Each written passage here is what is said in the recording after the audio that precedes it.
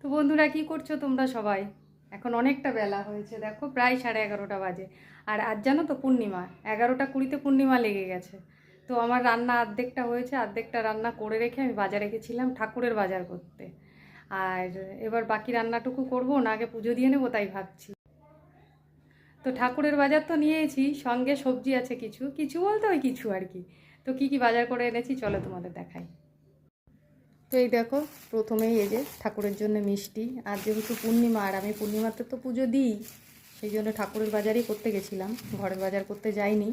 তো এখানে দেখো সন্দেশ রয়েছে, আর এই যে কলা, আর এর ভেতরে রয়েছে ধূপকাঠি, আটা, চিনি, তারপরে এই যে সর্ষের তেল। এগুলো সবই ঠাকুরের। শুধু এই দেখো এর মধ্যে একটা পোস্তর প্যাকেট আছে, এটা ঘরের জন্য এনেছি। আর যেহেতু পূর্ণিমা, পুজো টুজো দেবো, আর সেই জন্য আজকে নিরামিষ রান্না করব। এটাও দেখো যে ঠাকুরের ফুল। ব্যাস, এই হচ্ছে আমার ঠাকুরের বাজার। আর ফল রয়েছে দেখো এখানে, এই যে ঠাকুরের জন্য অল্প করে একটু লিচু এনেছি। আর রয়েছে এই যে পাকা আম। ফল আর সেরকম কিছু আনিনি, পাকা আম আর লিচু এনেছি, কলা এনেছি। আর এইখানে দেখো বছরের প্রথম কাঁঠাল। কাঁঠালটা একজন দিয়েছিল, আমাদেরই আত্মীয়। তো কাঁঠালটা এঁচোড় খাওয়ার জন্য দিয়েছিল। তো দেখছি যে যেদিন দিয়ে গেছে তার পরের দিনই কেমন একটু যেন নরম নরম লাগছে।